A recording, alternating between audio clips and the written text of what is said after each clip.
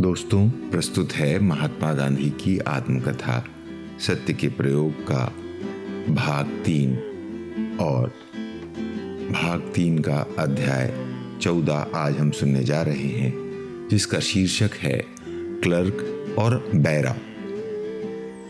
कांग्रेस के अधिवेशन को 1-2 दिन की देर थी। मैंने निश्चय किया कि कांग्रेस के कार्यालय में सेवा करूं और अनुभव लूं। जिस दिन हम पहुंचे उसी दिन नहा धोकर मैं कांग्रेस के कार्यालय में गया। श्री भूपेंद्रनाथ बसु और श्री घोषाल मंत्री थे। मैं भूपेंद्र बाबू के पास पहुंचा और सेवा की मांग की। उन्होंने मेरी ओर देखा और बोले, मेरे पास तो कोई काम नहीं है, पर शायद मिस्टर घोषाल आपको कुछ काम दे सकेंगे। उनके पास जाइए। मैं घोषाल बाबू के पास गया। उन्होंने मुझे ध्यान से देखा और ज़रा हंस करके पूछा, मेरे पास तो क्लर्क का काम है, आप करेंगे? मैंने उत्तर दिया, अवश्य करूँगा। मेरी शक्ति से बाहर न हो ऐसा हर काम करने के लिए मैं आपके पास आया हूँ। नौजवान यही सच्ची भावना है। और पास बगल में खड़े स्वयंसेवक की ओर देखकर बोले, सुनते हो ये युवक क्या कह रहा है? फिर मेरी ओर मुड़कर बोले, तो देखिए, यह तो है पत्रों का ढेर और ये मेरे सामने कुर्सी है, इस पर आप बैठिए। आप देखते हैं कि मेरे पास सैकड़ों आदमी आते रहते हैं। मैं उनसे मिलूं या इन बेकार पत्र लिखने वालों को उनके पत्रों का जवाब लिखूं? मेरे पास ऐसे क्लर्क नहीं हैं जिनसे ये काम ले सकूं। पर आप सबको देख जाइए। जिसकी पहुंच भेजना उचित समझे उसकी पहुंच भेज दीजिए। जिसके जवाब के बारे में मुझसे पूछना ज़रूरी समझे मुझसे पूछ लीजिए। मैं तो इस विश्वास से मुग्ध हो गया। श्री घोषाल मुझे पहचानते न थे। नाम धाम जानने का काम तो उन्होंने बाद में किया। पत्रों का ढेर साफ करने का काम मुझे बहुत आसान लगा। अपने सामने रखे हुए ढेर को मैंने तुरंत निपटा दिया। घोषाल बाबू खुश हुए। उनका स्वभाव बातूनी था।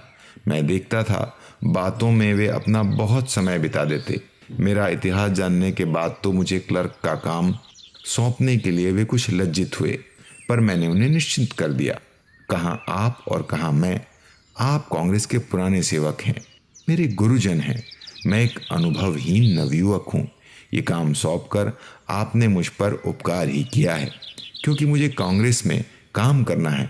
उसके कामकाज को समझने का आपने मुझे अलभ्य अवसर दिया है। घोषाल बाबू बोले, असल में यही सच्ची वृत्ति है, पर आज के नवयुवक इसे नहीं मानते। वैसे तो मैं कांग्रेस को उसके जन्म से जानता हूँ।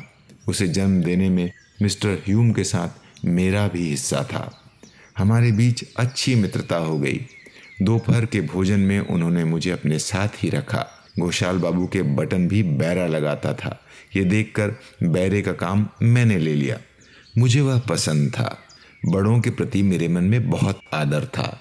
जब वे मेरी वृत्ति समझ गए तो अपने निजी सेवा के सारे काम मुझसे लेने लगे। बटन लगाते समय वे मुस्कुराकर मुझसे कहते, देखिए ना, कांग्रेस के सेवक को बटन लगाने का भी समय नहीं मिलता, क्योंकि उस समय भी उसे काम रहता है। इस भोलेपन पर मुझे हंसी तो आई, पर ऐसी सेवा के प्रति मन में थोड़ी अरुचि उत्पन्न न हुई। और मुझे जो लाभ हुआ उसकी तो कीमत आंकी ही नहीं जा सकती। कुछ ही दिनों में मुझे कांग्रेस की व्यवस्था का ज्ञान हो गया। कई नेताओं से भेंट हुई। गोखले, सुरेंद्रनाथ आदि योद्धा आते जाते रहते थे। मैं उनकी रीति नीति देख सका। वहाँ समय की जो बर्बादी होती थी उसे भी मैंने अनुभव किया। अंग्रेजी भाषा का प्राबल्य भी देखा। इससे उस समय भी मुझे दुख हुआ। मैंने देखा कि एक आदमी से हो सकने वाले काम में अनेक आदमी लग जाते थे, और यह भी देखा कि कितने ही महत्वपूर्ण काम कोई करता ही न था। मेरा मन इस सारी स्थिति की टीका किया करता था, पर चित्त उदार था।